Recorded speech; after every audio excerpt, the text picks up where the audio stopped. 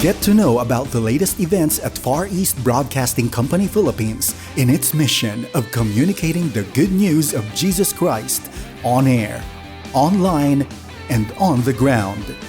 Here is Dan Andrew Cura for The President's Report. You know, it's the last week of July, and so let's take time to pause and thank the Lord for how He has brought us this far in the work of FEBC Philippines. If you're new to the station or it's the first time that you're watching this program on Facebook, well, I'm so glad that you can be joining me today. You know, it is impossible to introduce Far East Broadcasting Company without mentioning the words radio ministry. So today, we'll be learning about how radio works and how you can actually help us in reaching more people through this unique ministry platform. A good day to everyone. I'm your friend Dan Andrew, and welcome to this episode of The President's Report. FEBC was founded by three missionaries post-World War II. Its mission was to bring the good news of Jesus Christ to Asia, now particularly in China, hence the name Far East. In the early 1900s, radio was the most advanced form of communication. Radio just ushered out an era of communication which heavily relied on printed newspapers, dot-dash telegraphs, and silent movies. What made radio so high technology in those times? Well, radio made it possible to send forth a sound that can be heard even hundreds of miles away. With a click of a switch or the turn of a dial, one can hear an opera aria, or better yet, an entire orchestra performing right in your living room.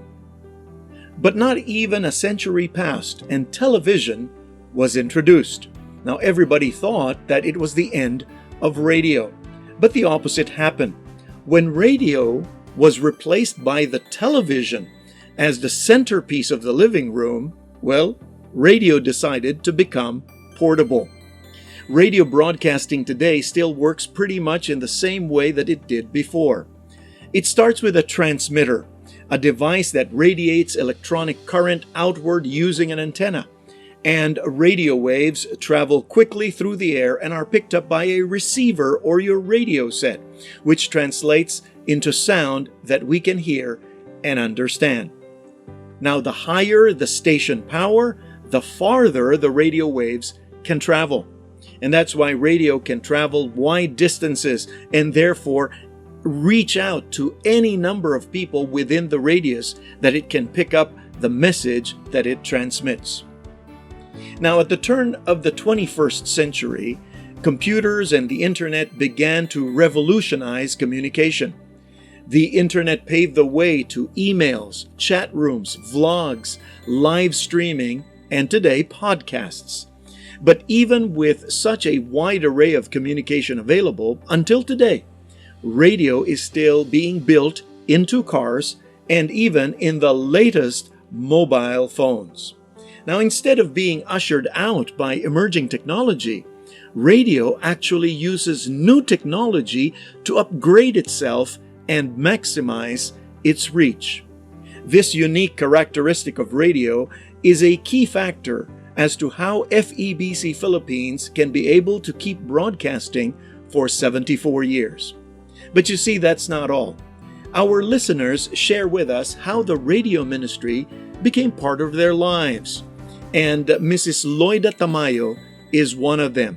She has been a listener of 702 DZAS, Agapay ng Sambayanan, since 1985.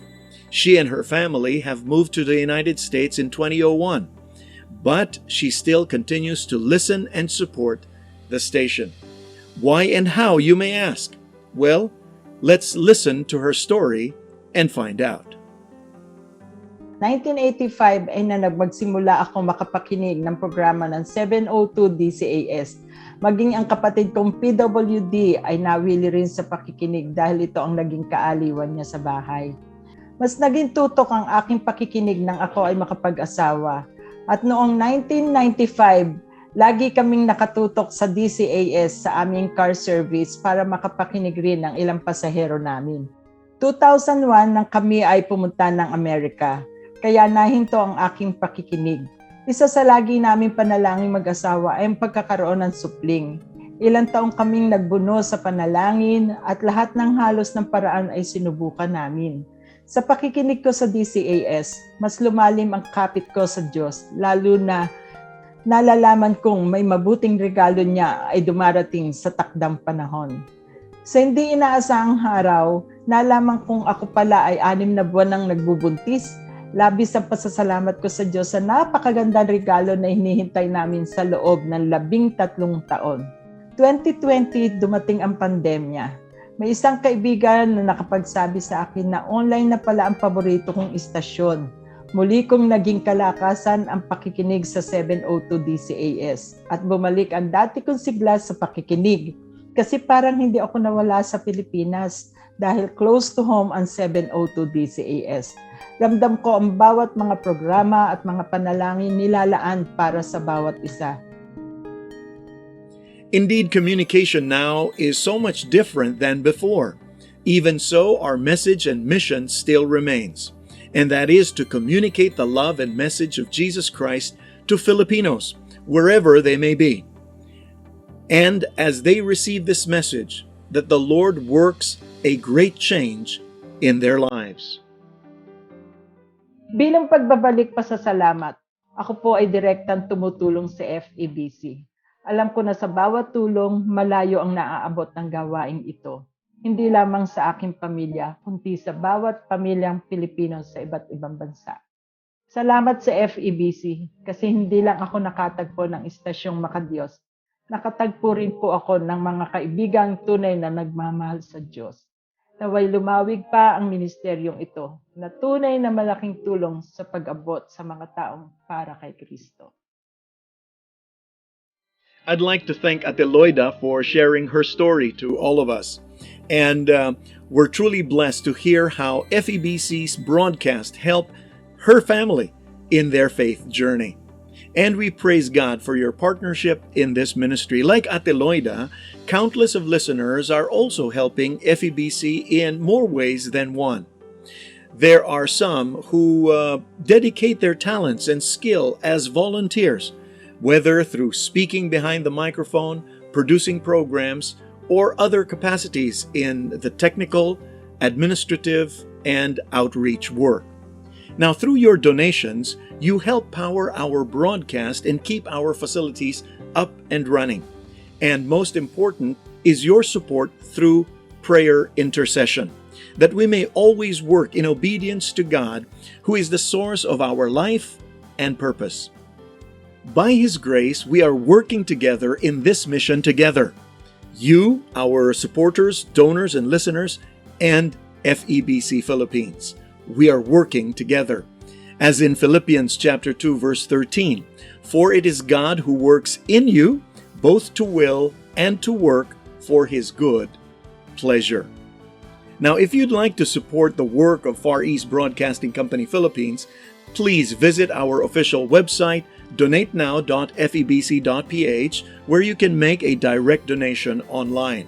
Or you may also reach us through our FEBC Radio Facebook page, or send us an email through info@febc.ph. If you have any specific questions on other ways to give your support for the FEBC ministry, do write us, and we will surely respond. Now, thank you so much for joining me today. Again, I'm your friend Dan Andrew, and this has been the President's Report. And may God bless you, and do take care. You've just heard the President's Report.